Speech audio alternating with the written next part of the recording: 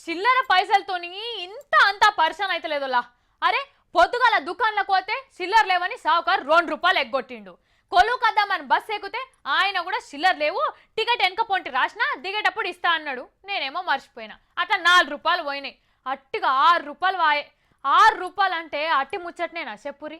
చెట్లకు కాస్తున్నాయి ఆ పైసలు. ఆ ఇట్లా ఏడికి పోయినా చిల్లర పైసలు లేక చాలా మంది పరేషాన్ అవుతున్నారు కదా.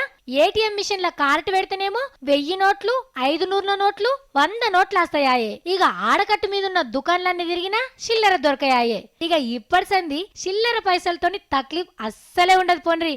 ఏటీఎం మిషన్ ల కార్డు పెట్టినట్టే ఇగో ఈ మిషన్ లో ₹10 నోటు పెట్టరంటే లచ్చిందేవి చేతులకెళ్ళి పడ్డట్టే పైసలు గలగలా రాలుతాయి. ఇట్లా ఎన్ని పదులు పెడితే ఆటికి సరిపోయేటన్ని ₹2 బిల్లలు ముంగటున్న డబ్బల పడతాయి. ఆటిని తీసుకుని చక్కగా కీసలేసుకొని పోకడేగా. చిల్లర ఇవ్వమని ఎవ్వరిని అడిగే ముచ్చటే ఉండదు.